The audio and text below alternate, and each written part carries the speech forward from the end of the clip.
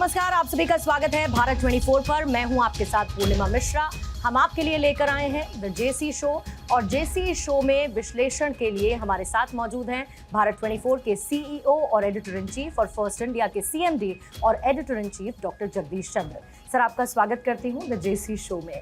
प्रधानमंत्री नरेंद्र मोदी अभी दो देशों के दौरे पर पहुंचे, जहां पर एक तरफ थाईलैंड, दूसरी तरफ श्रीलंका, और इसके साथ ही इन दोनों देशों के दौरे के दौरान प्रधानमंत्री मोदी को श्रीलंका में सर्वोच्च सम्मान से नवाजा गया। प्रधानमंत्री मोदी को मिला ये 22वां सर्वोच्च सम्मान था, यानी कि वैश्विक सम्मानों की लिस्ट में प्रधानमंत्री मोदी ग्लोबल चैंपियन बन चुके हैं। लेकिन क्या ये सिर्फ सम्मान की बात है? ये बदलते वर्ल्ड ऑर्डर के बीच में भारत की भूमिका और प्रधानमंत्री मोदी की लीडरशिप की बात है। दुनिया बदल रही है, जियोपॉलिटिकल स्ट्रैटेजीज बदल रही हैं, फिर चाहे चीन और अमेरिका के बीच टकराहट हो, रूस यूक्रेन युद्ध हो, पश्चिमी एशिया में संघर्ष हो, या फिर ग्लोबल इकोनॉमिक चैलेंजेस हों। प्रधानमंत्री मोदी सेंटर में आ चुके हैं इन तमाम बदलते जियोपॉलिटिकल ऑर्डर्स में एक महत्वपूर्ण भूमिका को देखते हुए। यानी कि बदलती हुई वैश्विक घटनाओं में भारत सिर्फ एक अब दर्शक नहीं है, बल्कि निर्णायक बन चुका है। और इसी भारत की भूमिका को और प्रधानमंत्री मोदी की लीडरशिप को डिस्कस करने के लिए द जेसी शो की शुरुआत करते हैं पहले सवाल के साथ सर, क्योंकि आज हमने हेडलाइन रखी है मित्र विभूषण मोदी। इसके मायने क्या मानते हैं? कितना सुंदर नाम है, मित्र विभूषण मोदी। यह लंका में दिया गया प्रधानमंत्री को उस देश का सर्वोच्च नागरिक पुरस्कार है। आपने ठीक कहा कि 22वां पुरस्कार है। मुझे फिर लगता है कि संसार के राष्ट्रों में मोदी को सम्मानित और अलंकृत करने की एक होड़ सी लगी हुई है, लेकिन मोदी विनम्रता से इसका सारा श्रेय अपने देश की जनता को देते हैं। उन्होंने फिर कहा, यह सम्मान मेरा नहीं, भारत के 140 करोड़ लोगों का है। उनकी यह उदारता और उनकी यह विनम्रता राष्ट्र को प्रभावित करती है। इस पुरस्कार में एक धर्म चक्र भी लगा हुआ है, जो साझा बौद्ध संस्कृति को दर्शाता है, और इसके साथ ही दो देशों की जो सांस्कृतिक परंपराएं हैं उनको वो एक आकार देता है। इसके साथ ही इस पुरस्कार में अलग अलग प्रकार के 9 लंकाई रत्न भी लगे हुए हैं, जो दोनों देशों के बीच की अमूल्य और स्थायी मित्रता का प्रतिनिधित्व करते हैं। तो आप देखिए कितना खूबसूरत पुरस्कार और उसकी कितनी खूबसूरत व्याख्या। So best of luck and once again प्रधानमंत्री जी को मुबारकबाद इस पुरस्कार के लिए, देश का मान सम्मान बढ़ाने के लिए, देश का गौरव बढ़ाने के लिए।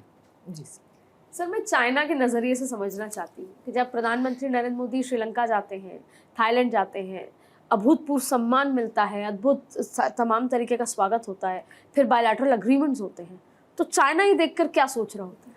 China must be very upset. China ने समझ लिया था कि लंका उसकी एक कॉलोनी है और थाईलैंड उनके पूरे प्रभाव में है। ख़ास तौर पे लंका की स्ट्रैटेजिक रेलेवेंस है, क्यों चाइना का डिफेंस इक्विपमेंट वहाँ जाता है। चाइना का डिफेंस इंटरवेंशन एक तरह से लंका में काफ़ी हो चुका है। ऐसे हालात में नरेंद्र मोदी का जाना और उनका इस तरह से ढोल नगाड़ों के साथ वहाँ के लोगों का, सरकार का स्वागत करना, तो चाइना को निश्चित तौर से अपसेट करता होगा। स्वागत बहुत शानदार था। आधा दर्जन मंत्री बरसात के बावजूद उन्हें वहाँ लेने पहुँचे। थाईलैंड में बहुत शानदार स्वागत हुआ, भारतीय समुदाय के लोगों से मिले। उसके बाद लंका में देखिए स्वतंत्र चौक पे उनका सम्मान हुआ, जो बहुत रेयर है। भारतीय समुदाय से मिले, लंका में रहने वाले तमिल समुदाय से मिले, और वहाँ जाके कहा कि आप लोगों के बीच आके मुझे बहुत खुशी होती है।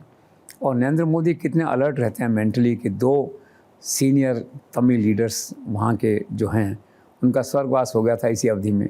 तो नरेंद्र मोदी जो है उन्होंने सांत्वना प्रकट की, वहाँ के लोग इससे काफ़ी प्रभावित हुए। तो कुल मिला के उनकी यात्रा थी, उनका स्वागत था, अद्भुत था, और चाइना के लिए उतना ही डिसअपॉइंटिंग रहा होगा। It is apparently clear. Sir, प्रधानमंत्री मोदी की इस यात्रा को पड़ोसी देश में मोदी क्रांति की संज्ञा दी गई है, क्या मायने हैं इसके? नेचुरली क्रांति इसलिए कि बहुत समय से पिछड़े हुए थे, जिसे कहना चाहिए इग्नोर थे, कोई जाता आता नहीं था। तो नरेंद्र मोदी ने नई पॉलिसी शुरू की है, इमीडिएट नेबरहुड फर्स्ट, अर्थात सबसे पहले मेरे पड़ोसी राष्ट्र हैं उनकी चिंता करूंगा, उनको गले लगाऊंगा, वहाँ जाऊंगा, उसके बाद फिर मैं बड़े राष्ट्रों में जाऊंगा, या दोनों में समकक्ष जाऊंगा, समानांतर जाऊंगा। तो वो जो महत्व उन्होंने दिया और इतिहास के उस पन्नों से खोज के लाए पड़ोसी राष्ट्रों को वापस उनको महत्व दिया, उनको गरिमा दी। तो इससे ये कहा जाता है कि पड़ोसी राष्ट्रों में जो 6-7 पड़ोसी राष्ट्र आप देखते हैं, भारत है, लंका है, भूटान है, नेपाल है, बांग्लादेश है, इनमें जाना आना, इनको वापस से जोड़ना, तो इसीलिए कहा गया है कि एक क्रांति इस प्रकार की जो है नरेंद्र मोदी वहाँ पे लाए हैं। जो लॉस्ट इमीडिएट नेबरहुड था उसको फिर से स्थापित करने का प्रयास प्रधानमंत्री कर रहे हैं, और ये यात्रा जो है उसी का एक बड़ा हिस्सा थी। लेकिन सर, आपको क्या लगता है, नरेंद्र मोदी से पहले की सरकारों ने छोटे छोटे जो हमारे पड़ोसी मुल्क हैं, पड़ोसी देश हैं, उनके साथ संबंध सुधारने पर ध्यान क्यों नहीं दिया? बेसिकली जिसे कहना चाहिए lack of vision, failure of leadership in foreign ministry, bureaucratic neglect, और मन में एक सोच का होना कि पहले बड़े राष्ट्रों को देखते हैं। विदेश का मतलब ही माना जाता था ब्रिटेन, फ्रांस, अमेरिका, रूस, चाइना। विदेश की जो पॉलिसी थी इसको नरेंद्र मोदी ने रीडिफाइन किया है, उसमें छोटे राष्ट्रों का वो स्थान नहीं था। इसे कहते हैं आउटरीच एक तरह से थे ये राष्ट्र जो है, अब इनको फिर से लाए हैं। तो वो जो खोई हुई अपॉर्चुनिटी थी इन राष्ट्रों से फिर से अपने आप को कनेक्ट करने की, उसको नरेंद्र मोदी लौटा के लाए हैं। और पहले आपने कहा क्यों नार हुए, बेसिकली विज़न के फेलियर के कारण से और पुअर लीडरशिप के कारण से ये राष्ट्र जो है, छोटे देश उपेक्षित होते रहे, जिन्हें फिर से अब नरेंद्र मोदी मुख्य धारा में जोड़ रहे हैं। सर, ये बिम्स्टेक क्या है और थाईलैंड के शिखर सम्मेलन में हुआ क्या क्या? बिम्स्टेक क्या है कि एक रीजनल एक संगठन है, ये कहना चाहिए कि एक प्लेटफॉर्म है जिसमें भारत की बहुत महत्वपूर्ण भूमिका है।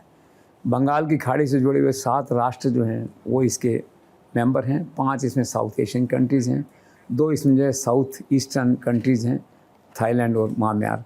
बाकी 5 हैं जो भारत है, बांग्ला है, लंका है, ये जो हैं भूटान है, ये इस 5 कैटेगरीज में आते हैं। तो ये जो मंच है इसका मुख्य काम ये है कि साउथ एशियन और साउथ ईस्टर्न एशियन कंट्रीज़ के बीच में एक पुल का काम करना और कलेक्टिव देखना कि सबके आर्थिक विकास को एक साथ देख के चलना, सबको एक कलेक्टिव डेवलपमेंट का प्लेटफॉर्म देना, क्योंकि आप आगे बढ़ेंगे तो हम आगे बढ़ेंगे। तो वो जो कलेक्टिव डेवलपमेंट की भावना वो इनमें क्रिएट करना। तो खुद नरेंद्र मोदी ने कहा है कि ये जो मंच है, ये जो रीजनल सब ये मंच बना है और ये जो देश हैं इनको आगे बढ़ाने का एक महत्वपूर्ण मंच है, और इनके विकास की रचना करने का, इनका एजेंडा बनाने का, इसे लागू करने का जो है एक महत्वपूर्ण ये प्लेटफॉर्म है, और इसमें भारत अपनी बड़ी महत्वपूर्ण भूमिका निभाता है। नरेंद्र मोदी ने इसके लिए 21 सूत्रीय का एजेंडा तय किया हुआ है, और लेकिन उनका जो बेसिक इसमें जो फोकस है इस 21 सूत्रों में से वो रहता है आपका ट्रेड इन लोकल करेंसी पे रहता है, देन एनर्जी लिंक्स पे रहता है, और 1-2 और जैसे यूथ हैं, आपका स्पोर्ट्स हैं, इन पे रहता है। तो कुल मिला के क्या है कि ये 5-4 जो विज़न उनके हैं उसको ये इम्प्लीमेंट करता है, और कहने के लिए 21 सूत्रों का एजेंडा बना हुआ है। कुल मिला के अगर हम एक लाइन में इसको बात को सिमटाएं तो हम ये कह सकते हैं कि ये जो छोटे राष्ट्र हैं इनको संगठित करके किसी संभावित बड़े खतरे से मुकाबला करने के लिए तैयार करना, और सामूहिक रूप से इन राष्ट्रों के डेवलपमेंट की जिसे कहना चाहिए वो प्लान बनाना, और इसके साथ ही कुछ जो नई उपलब्धियां भारत की जैसे यूपीआई है, इन आविष्कारों को इन राष्ट्रों तक पहुंचाना, और प्रगति की जो रूपरेखा है उसमें इन राष्ट्रों को उस श्रृंखला में शामिल करना। तो कुल मिला के इस तरह का बिम्स्टेक का एजेंडा है। सर, क्या आपको लगता है कि प्रधानमंत्री मोदी की यात्रा साउथ एशिया और इंडो पैसिफिक में चीन के बढ़ते हुए प्रभाव को रोकना, ये भी यात्रा का एक उद्देश्य रहा है? ऑफ कोर्स, ये तो वन ऑफ द मेन उद्देश्य कहना चाहिए जिसमें है आप देखती हैं, और सभी देश ये चाहते हैं, छोटे हों चाहे बड़े हों इस ग्रुप के अंदर, इससे बड़े देश भी चाहते हैं, अमेरिका भी चाहता है कि साउथ चाइना सी जो है और जो इंडो पैसिफिक, उसमें जो चाइना की दादागिरी है, जो फ्री मूवमेंट नहीं हो पाता, वो जहाज़ों का, व्यक्तियों का, सामान का, गुड्स का मूवमेंट फ्री हो, ये कॉमन एजेंडा है। तो उसी कॉमन एजेंडे की दिशा में ये बिम्स्टेक भी उसका एक भाग है। और ये जो यात्रा कर रहे हैं नरेंद्र मोदी, ये जो 7-8 कंट्रीज़ हैं जिनकी इकोनॉमिक पावर है, जो डेवलपिंग नेशंस हैं भारत के साथ साथ जो है, इनको जोड़ के अपने साथ में रखना और चाइना के खिलाफ इनडायरेक्टली एक बड़ा मंच तैयार करना। चाइना का जो बढ़ता हुआ प्रभाव है, चाहे लंका है, चाहे थाईलैंड है, इन देशों में जो चाइना के जो ग्रोइंग जिसे कहते हैं फुटप्रिंट्स हैं, उसको रोकना, ये सब पर्पस जो अल्टीमेटली चाइना का जो इन्फ्लुएंस है उसको रोकना, उसकी दिशा में एक डिसेंट और डिग्निफाइड प्रयास है। सर, क्योंकि आपने चीन की ही बात की, तो चीन एक तरफ जहां पर पड़ोसी देशों के माध्यम से भारत को घेरने की कोशिश करता है, दूसरी तरफ ट्रंप के टैरिफ वॉर के बाद उस वजह से वो भारत की तरफ आर्थिक दोस्ती का हाथ भी बढ़ाता है। तो इस कॉन्ट्रडिक्शन को आप कैसे डिफाइन करेंगे चीन के? एक्चुअली तो क्या है कि राजनीति में कुछ कॉन्ट्रडिक्शन नहीं है। Everything is fair in love and वार जिसे कहते हैं। हर देश समय के हिसाब से अपनी नीति में बदलाव लाता है, परिवर्तन लाता है। पर चूँकि धुरी के दो देश बिल्कुल अलग हैं, चाइना भारत, इसलिए जो मिलते हैं और इकट्ठा होने की बात कहते हैं, फिर कंट्राडिक्शन का भाव उभर के वहाँ पे सामने आता है। ये सच है कि पिछले कुछ समय से बॉर्डर इशू हो या डेवलपमेंट का इशू हो, China is having a soft line towards India. और इसका कारण ये है कि अमेरिका से संघर्ष में वो जुटा हुआ है, उलझा हुआ है। अब बड़ा मार्केट इंडिया है। हालांकि नरेंद्र मोदी ने इसका इंतज़ाम किया है कि चाइनीज़ गुड्स यहाँ पे डंप नहीं हो, वो अलग बात है। लेकिन चाइना की आशा की किरण है, उसमें भारत उनको दिखाई देता है इस समय जो है।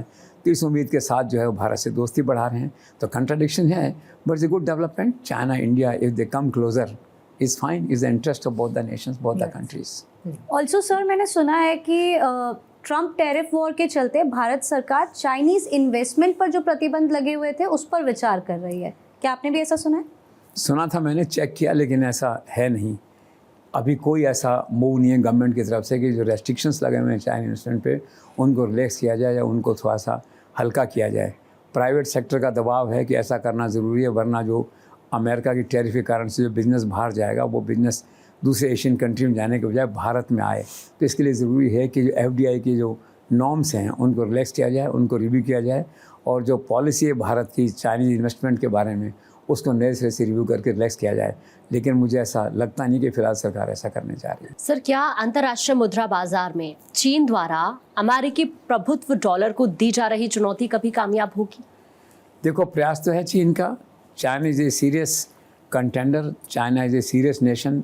अनलाइक ट्रम्प, उनकी थिंकिंग में, उनके दर्शन शास्त्र में, फिलॉसफी में एक स्थायित्व का अभाव है।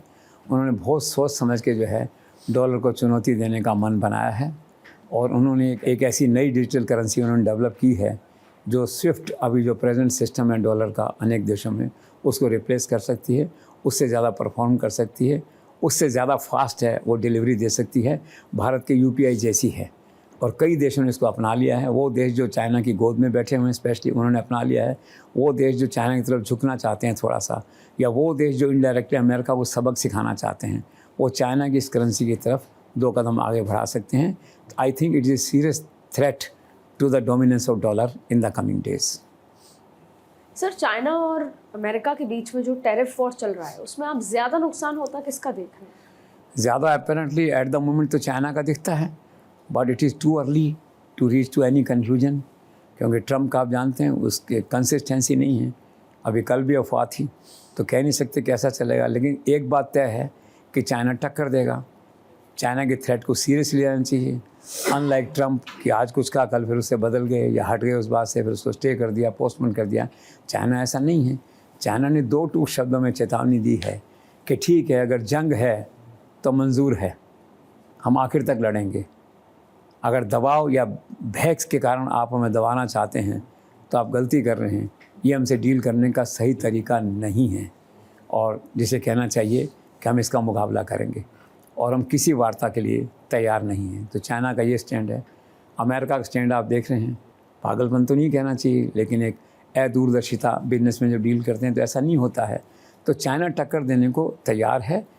अंत में कौन विजयी होगा ये डिपेंड करता है ट्रम्प का शासन कितना लंबा चलता है, ट्रम्प अपनी पॉलिसीज़ को कितना लागू करवा पाते हैं, अमेरिका की इकॉनमी जो ट्रम्प का सपना है वो कितनी आगे बढ़ पाती है, सरप्लस पैसा आता है कि नहीं। लेकिन चाइना के भी हारने के चांस अभी तो नहीं लग रहे। अभी तो कह दीजिए मोर और लेस ऑलमोस्ट 50-50 चांस हैं एट द मोमेंट, ऐसा लगता है। सर, इसी डिसीजन पर, ट्रम्प के टैरिफ पर, global markets specially share market किस तरीके से रिएक्ट कर रहा है? वो तो देखो, it's a disaster. It was a black Monday. Trump के भूचाल ने पूरी दुनिया को जो है कल हिला के रख दिया था। द बेस्ट हेडलाइंस जिसे कहते हैं, it comes from Economic Times. डोनजिला क्रशेस मार्केट्स। आप देख रहे हैं, इस तस्वीर बना रखी है उन्होंने डोनजिला क्रशेस मार्केट्स की, ट्रम्प को एक दिखा करके।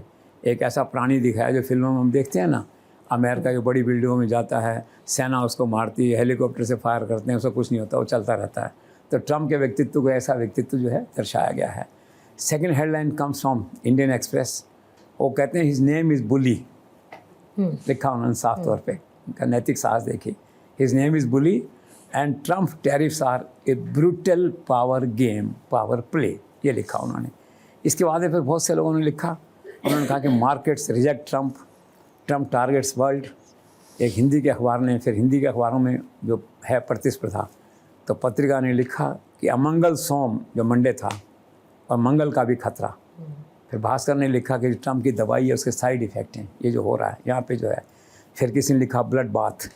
फिर भारत के संदर्भ में देखते हैं तो जो दलाल स्ट्रीट है वो हुई लाल। तो कुल मिला के सारा नेगेटिव परसेप्शन, लेकिन एक ट्रम्प हैं बिल्कुल उनको किसी से कोई मतलब नहीं है। वो कहते हैं मुझे इसकी चिंता नहीं है, दवाई देते हैं, कड़वी होती है, थोड़ा सा बात ठीक हो जाएगा। तो अपने दुनिया में मग्न है, फ्लोरिडा में गोल्फ खेल रहे हैं और दुनिया सारी जो है दुनिया हिली हुई है। हिलने का तो आप देखिए, कल एक ही दिन में पढ़ रहा था खुद अमेरिका में $2.1 ट्रिलियन का लॉस मार्केट में वहाँ पे हुआ। एप्पल का मैंने देखा 16.8% उनका जो कैप है, मार्केट कैप गिरा, तो $300 बिलियन का वहाँ नुकसान हुआ। दूसरी बड़ी कंपनी है अलीबाबा, उसका देखिए कोई 18.6% उसका गिर गया, मार्केट कैप जो है उसको 663 करोड़ का नुकसान हुआ।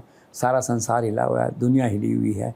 और ऐसा लगता है लोगों को, सबको, आज पूरे देश में किसी देश की कोई घटना का अखबार में हेडलाइन नहीं है, ट्रम्प की हेडलाइन है। ऐसा लगता है ट्रम्प मानो सारे संसार के राष्ट्रपति हो गए हों अपने आप में, और दुनिया उनको ऐसा मानने लग गई है। जब तक ट्रम्प का कोई पतन के लक्षण नहीं दिखाई देते तो दुनिया उनको ऐसे मानेगी। तो अगले कुछ महीने तक मुझे ऐसा लगता है ट्रम्प ही लोगों के दिलो दिमाग में और लोगों की मीडिया में जो है ना छाए रहेंगे। तो अभी तो एक्शन, उसका जो रिएक्शन है वो सारा नेगेटिव है। सभी लोग ट्रम्प को एक तरह से मतलब भला बुरा कह रहे हैं या क्रिटिसाइज़ कर रहे हैं। बहुत थोड़े से लोग हैं जिनका समर्थन ट्रम्प को एट द मोमेंट मिल रहा है। बाकी देखिए, let's see in the coming days. Sir, सोमवार की रात में एक बड़ा र्यूमर, एक अफवाह फैली कि डोनाल्ड ट्रंप ने जो अपने टैरिफ प्लान्स को घोषित किया, जो फैसले लिए, उनको 3 महीने के लिए स्थगित कर दिया है। क्या उसका भी मार्केट पर कोई इम्पैक्ट पड़ा, आपको दिखा? मार्केट इम्पैक्ट है। मैंने कल रात आपका शो देखा तो आपका असेसमेंट था कि $7 ट्रिलियन का जो है उतार चढ़ाव आ गया मार्केट में इस खबर से कि जो है ट्रम्प मार्केट इम्प्रूव होने वाला है। पर ये अफवाह चली कैसे? तो मेरा खुद का आकलन ये है कि ट्रम्प के आसपास है ना कई ट्रम्प हैं, जूनियर ट्रम्प्स, मस्क है, 1-2 लोग और हैं वहाँ पे, अपने ढंग से बिहेव करते हैं। तो किसी ने कुछ बात की होगी, मस्क ने की होगी, किसी और ने की होगी, मानस बना होगा, और शायद ट्रम्प ने खुद भी कहा होगा चलो देखते हैं। कुछ लूज टॉक थी इस तरह की, वो देखते को काफ़ी सीनियर लेवल से बात आई थी अमेरिका मीडिया में कि वो स्थगित कर दिया 3 महीने के लिए। तो बात हवा में नहीं हो सकती।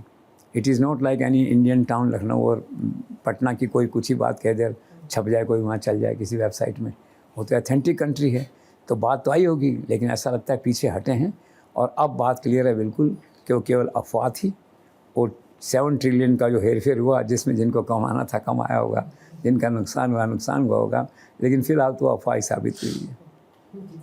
सर, इस समय जो ट्रम्प ने ये बड़ा फैसला लिया टैरिफ को लेकर के, क्या इससे अमेरिका में गृह युद्ध जैसे हालात बन सकते हैं? और क्योंकि रिसेशन का खतरा भी रहता है, तो क्या ये ग्लोबल रिसेशन की तरफ आगे बढ़ सकता है? गृह युद्ध एग्जैक्टली तो नहीं कह सकते, लेकिन हाँ, राष्ट्र में बड़े पैमाने के ट्रम्प के खिलाफ प्रदर्शनों की संभावना से इनकार नहीं किया जा सकता। आप देखिए, पहले दिन ही वहाँ के 50 राज्यों में 1400 रैलियाँ निकली अलग अलग जगह पर ट्रम्प के खिलाफ, और प्रदर्शनकारियों के हाथ में अमेरिका का झंडा उल्टा टंगा हुआ था। कितने शर्म की बात है। और ये सब हुआ केवल 75 दिन में। ट्रम्प के शासन को केवल 75 दिन हुए, और आंदोलन करने वाले लोगों में सभी श्रेणियों के लोग शामिल थे। तो एक तरह से क्रांति थी ये, एक तरह से रिवोल्ट था, या बड़े रिवोल्ट की झांकी थी।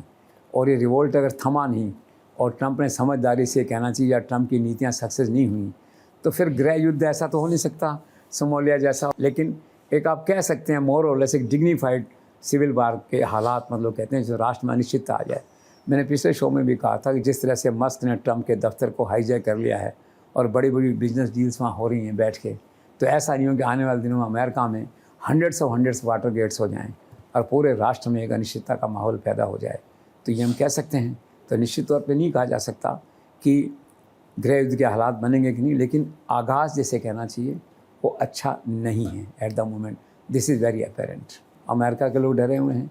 महंगाई की आहट जिसे कहते हैं, अकेले भारत में कल 14 लाख करोड़ रुपये डूब गए महंगाई की आहट से। वहाँ पे अमेरिका में लोग परेशान हैं, जो प्रदर्शन हुए हैं, एक बड़ा कारण इसमें मंदी की आहट भी था। तो वहाँ देखिए मोबाइल के दाम महंगे हुए, वहाँ पे डेयरी प्रोडक्ट्स के महंगे हुए, और जो कपड़ों के महंगे हुए, और जो आवश्यक डेली नेसेसिटी उनके महंगे हुए, लोगों में अनिश्चितता है। 50,000 लोगों की क्या नौकरी चलेगी वहाँ पे।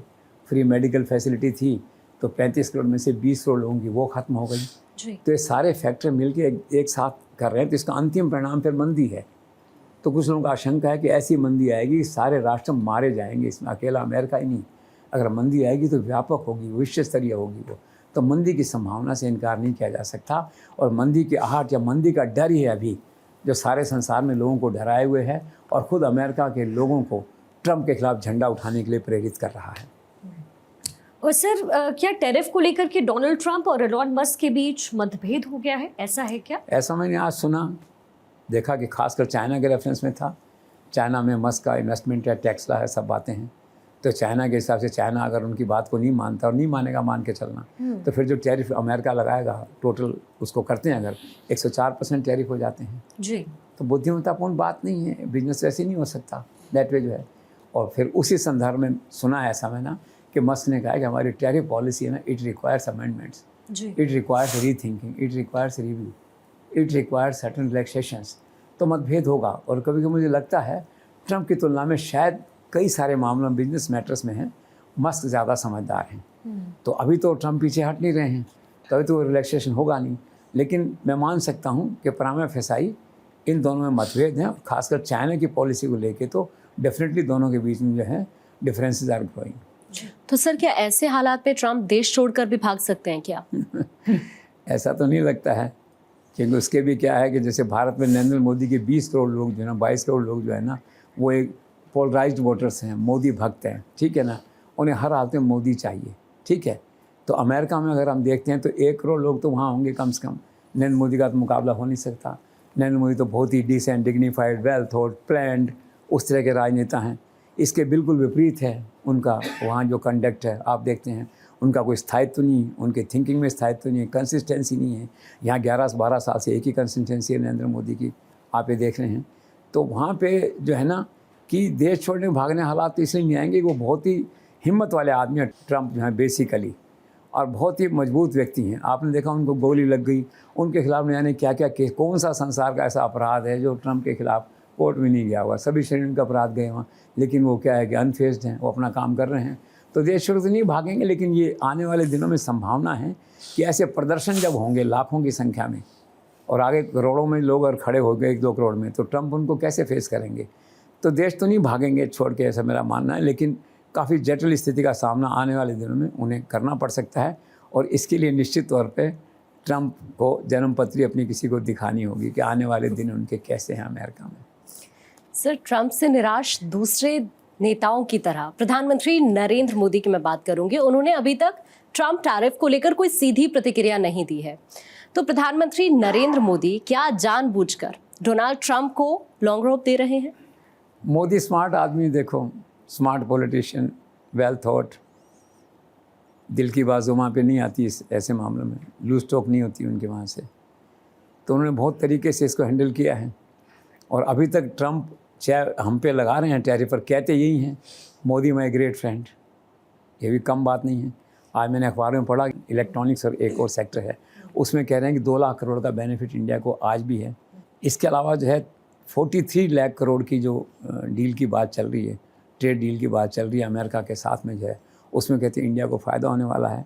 तो कभी मुझे ऐसा लगता है कि ट्रंप और मोदी के बीच में कोई साइलेंट सहमति हो गई है कि चलने दो, हम आपका ख्याल रखेंगे, और जो वर्कआउट करेंगे डील्स को तो भारत को उसका उतना नुकसान जो है नहीं होगा।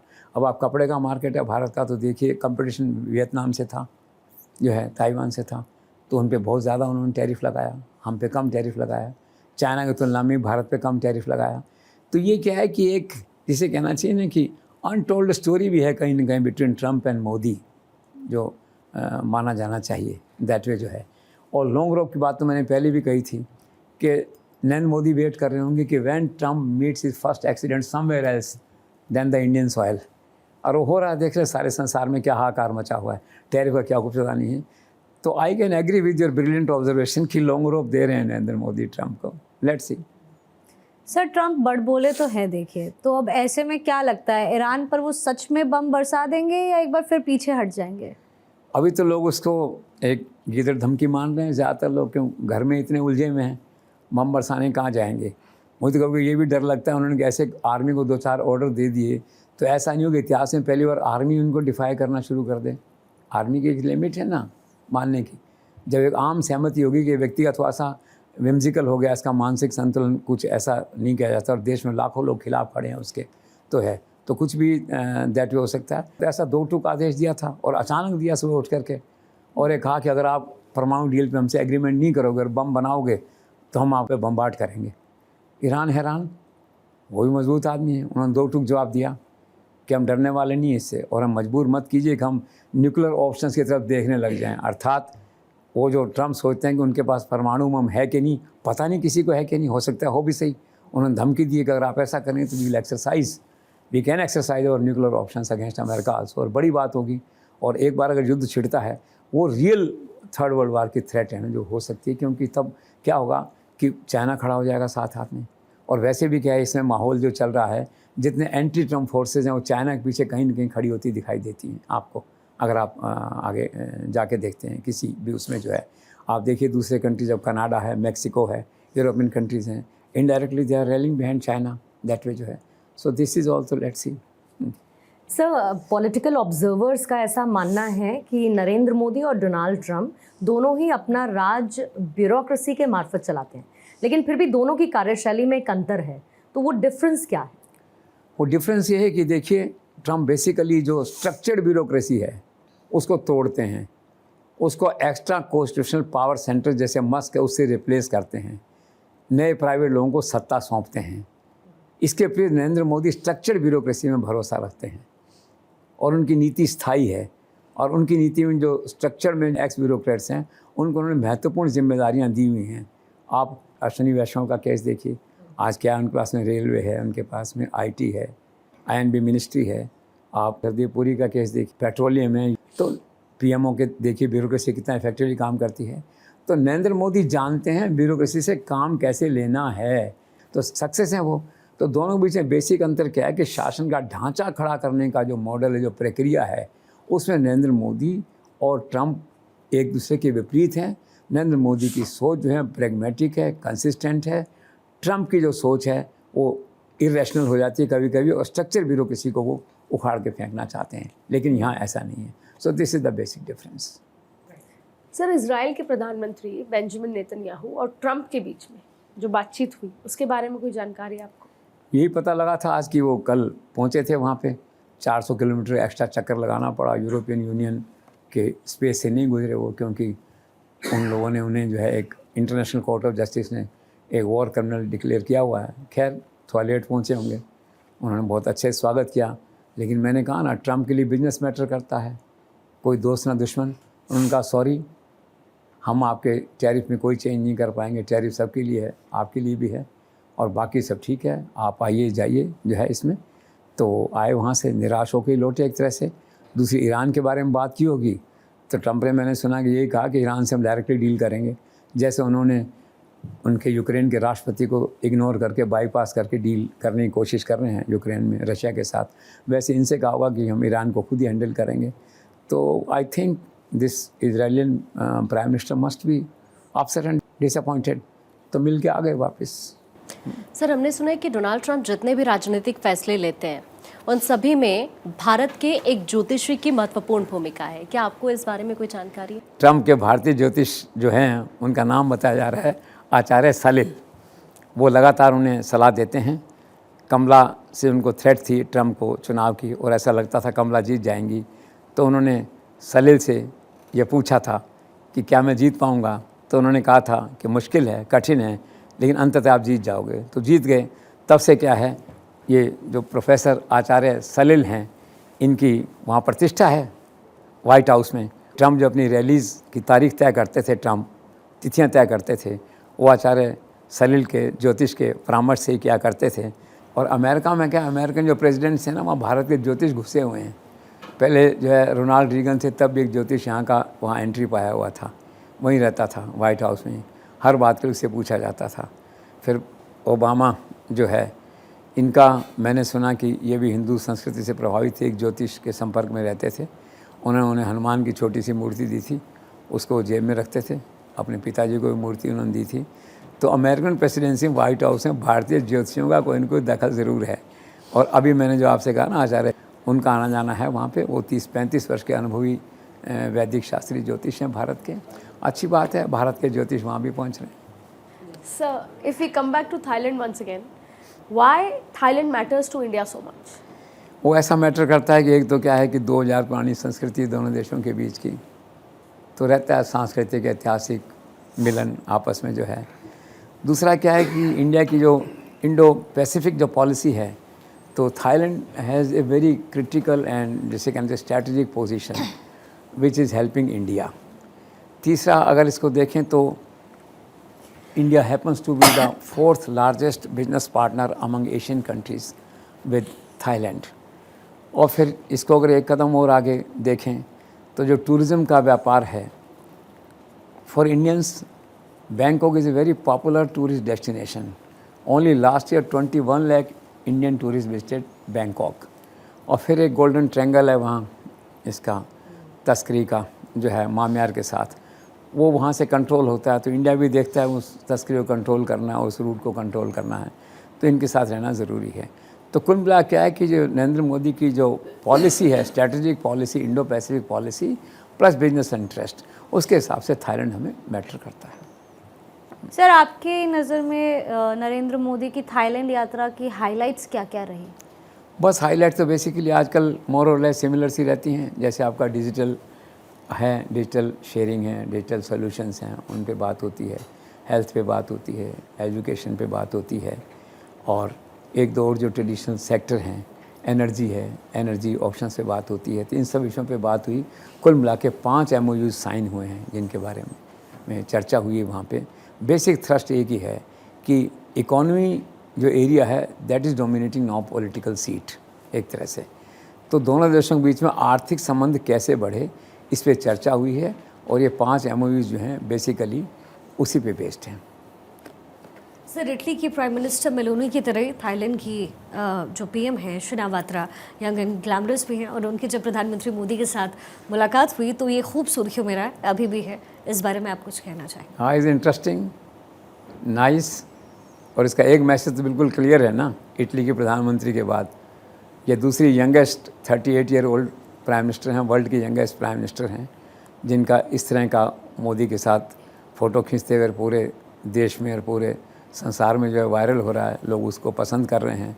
तो इसका एक मैसेज बिल्कुल क्लियर है ना कि संसार की जो टॉप पॉलिटिशियन वुमेन हैं, और वो सुंदर भी हैं इंसिडेंटली, तो उन सब के मन में और दिल में जो है नरेंद्र मोदी के प्रति जो आकर्षण है वो बढ़ता जा रहा है। Nothing wrong in it. आप देखिए ना उनका ड्रेस है नरेंद्र मोदी का, अपने सिस्टम में आज भी कितने फिट, स्मार्ट और हैंडसम दिखते हैं। आप देखिए उन्हें ध्यान से। पहले लोग ऐसा नहीं मानते थे, पर आज देखते हैं लोग, अच्छे अच्छे लोग इसको मानते हैं। और फिर एक बात और है, politics is such a dry subject. जहाँ और वहाँ अगर ग्लैमर थोड़ा आ रहा है तो क्या दिक्कत है, इट्स ए वेलकम मूव। तो जो ऐसी पोस्ट होती हैं मुझे अच्छी लगती हैं। तो मैंने पूर्णिमा से कहा कि तुम भी चलाओ अच्छे से इसको, क्या है ऐसा। We have to promote politics and we have to promote women empowerment also, this is all. Sir, Thailand यात्रा के दौरान प्रधानमंत्री नरेंद्र मोदी ने बांग्लादेश सरकार के मुखिया मोहम्मद यूनुस को 2 टूक सलाह दी। आप उसे किस तरह से देखते हैं? बिल्कुल है, नरेंद्र मोदी बेसिकली यूनुस से नाराज़ हैं। उन्हें मन में लगता होगा कि कैसे बना ये मुखिया या प्राइम मिनिस्टर या राष्ट्रपति, कुछ भी कहो, ही इज़ हाईली इर्रेस्पॉन्सिबल, ऐसा सोचते होंगे जिस तरह के बयान से। तो वो 2 टूक सलाह उन्होंने दी। पहला तो उन्होंने कहा कि देखो भी हिंदुओं पे और ख़ास करके दूसरी जो माइनॉरिटीज़ उस पर अत्याचार हैं, इसको रोको, और न केवल रोको, इनको प्रोब करो, इनको इन्वेस्टिगेट करो, और कौन दोषी हैं उनको दंडित करो। ये 2 बातें साफ तौर पे उन्होंने उसको कही हैं। हालांकि यूनुस ने ये कहा बताया कि साहब ये इन्फ्लेटेड हैं, मीडिया रिपोर्ट्स हैं, आप चाहें तो अपने मीडिया को मेरे यहाँ भेज सकते हैं। लेकिन क्या इन्फ्लेटेड है, तो प्रूफ आते थे किस तरह से मंदिर तोड़े जा रहे हैं, कैसे हिंदुओं पे पिटाई हो रही है, वहाँ उनके साथ में जो है मिस हैंडलिंग हो रहा है वहाँ पे जो है। तो नरेंद्र मोदी ने अपने मन की 2 टूक बात उनको कही है। और एक अच्छी बात है कि नरेंद्र मोदी विदेशों में जाके हिंदुओं को नहीं भूलते हैं। कोई मौका ऐसा आता है देश के नागरिकों की सुरक्षा का, देश के नागरिकों के हितों का, तो मोदी ने टैकल किया इसको। RSS leadership also must be very happy now कि नरेंद्र मोदी ने इस विजिट में बहुत इफेक्टिवली टेकअप किया इस मुद्दे को। आरएसएस काफ़ी टाइम से कह रहा था इसे टेकअप करना है। Modi has avail this opportunity, जो भी अपॉर्चुनिटी थी उन्होंने उसको अवेल किया उसको, और दो टूक सलाह दी है। अब देखने की बात यह है कि सलाह उन पर कितना असर करती है, वो कितना इसको मानते हैं, कितना विजडम दिखाते हैं। It is to be seen in the coming days, but Modi has done his job very well, that's all. Sir, Narendra Modi ने मोहम्मद यूनूस के साथ जो बातचीत थाईलैंड में हुई, उस बातचीत में जब उन्होंने चीन में नॉर्थ ईस्ट पर एक कमेंट किया था, उसको लेकर यहाँ पर प्रधानमंत्री नरेंद्र मोदी ने आपत्ति जताई। ये पूरी कंट्रोवर्सी क्या है? कंट्रोवर्सी क्या है? चाइना के मेहमान थे यूनुस, मैंने कहा आउट ऑफ प्रोपोर्शन वो बिहेव कर रहे हैं, जो भी है।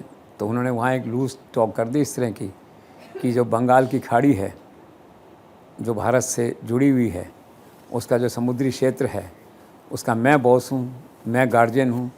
आइए आप इस खाड़ी में भारत की सीमा के नज़दीक, कहने का मतलब आप अपने प्रोजेक्ट्स लाइए, डेवलप करिए, मैं आपको आमंत्रित करता हूँ। हाईली ऑब्जेक्शनेबल जो है ये तो बात आई यहाँ पे, तो इमीडिएटली विदेश मंत्रालय ने तो आपत्ति की होगी। आसाम के मुख्यमंत्री ने कहा कि ये प्रोवोकेटिव है, ये सब्जेक्ट है, and they are trying to negotiate, और दे आर ट्राइंग टू, जिसे कहना चाहिए कि जो आज जो स्ट्रेटजिक पोजीशन है बंगाल के और उनकी, उस बांग्लादेश की, उसको चेंज करने की कोशिश कर रहे हैं, उसको मैनिपुलेट कर रहे हैं स्ट्रेटजिक पोजीशन को जो है। तो भारत सरकार ने आपत्ति की, और अब प्रधानमंत्री गए तो उन्होंने, मुझे लगता है कि बहुत अच्छे से उनको कहा होगा कि keep of north east.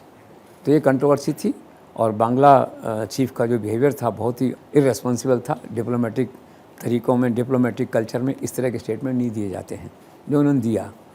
Sir, क्या ये सच है कि प्रधानमंत्री नरेंद्र मोदी मोहम्मद यूनुस से मिलने के ही इच्छुक नहीं थे? अगर हाँ, तो इसके पीछे की वजह क्या है? मुझे भी ऐसा लगता है कि जो तस्वीरें आई हैं उसमें कोई गर्मजोशी नहीं थी। आमतौर पर ऐसी मीटिंग से पहले लोग बैठते हैं, पर्सनल बातचीत करते हैं, फ़ोटो सेशन होते हैं, ऐसा कुछ देखने को नहीं मिला। तो मुझे लगा कि बेमन से मिले, और कारण स्पष्ट है, उनको भी कभी कभी लगता होगा कि ऐसी उम्मीद नहीं थी बांग्लादेश से कि ऐसा बिहेव करेंगे आकर के, जो है इररेस्पॉन्सिबल, हाईली इररेस्पॉन्सिबल जिसे कहते हैं। तो उनके मन में उत्साह नहीं था। फिर मालूम पड़ा कि पिछले दिसंबर में भी कोशिश की थी यूनुस ने मिलने की नरेंद्र मोदी से, तो विदेश मंत्रालय का रुख पॉजिटिव नहीं था, कूल था, जवाब नहीं गया। और अब की बार फिर उन्होंने ज़िद की कि नहीं, वहाँ मिलेंगे बिम्स्टेक में जो है। तो मिल लिए उनसे, और नरेंद्र मोदी के मन में तो था ही, मन में तो यह होगा कि मिलना है और उनको झाड़ना है मुझे, अगर देखा जाए तो भारत की भाषा में। अब वो जितना कुछ कहा होगा उन्होंने अनप्रेजेंट, अभी तो बात बाहर आई नहीं है।